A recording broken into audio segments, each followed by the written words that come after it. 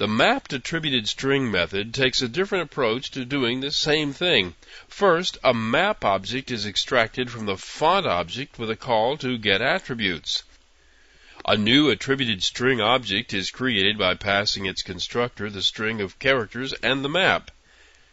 And just as we did previously, a new attributed string character iterator is gotten with a call to get iterator, and the string is drawn. Now, the actual drawing of any single letter in a font is an item called a glyph.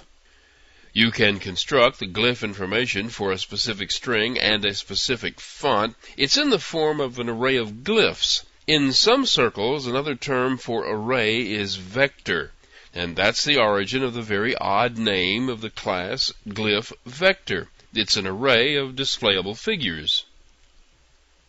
In this method, a new font render context object is created just as we've done previously. This font render context object and a string of characters is used by the create glyph vector method of the font to create a glyph vector object.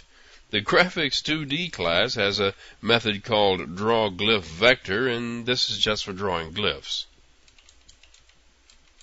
Now, this method does the same thing as the previous method, but it combines some stuff from other methods too. In this example, there are lots of objects involved, and if you wish, you could process the text in each one of them. This one begins with a new font render context object and a map object pulled from the font.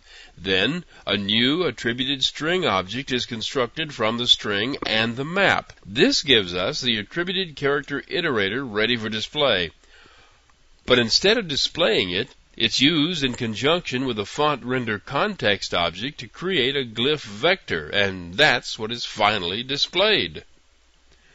You've probably concluded that all these extra steps are not necessary, and you're right. I just wanted to show you some of the possibilities.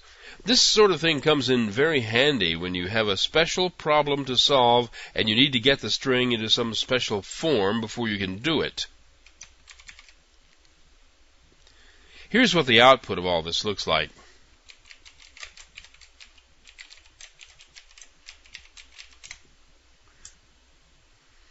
And there they all are. Most of them show the text in the original font without it being changed, but a couple of them are special. The point of this program is to provide you with some skeleton ways of displaying a string of characters so you can do some special things to them. Some of that is coming up in the next lessons.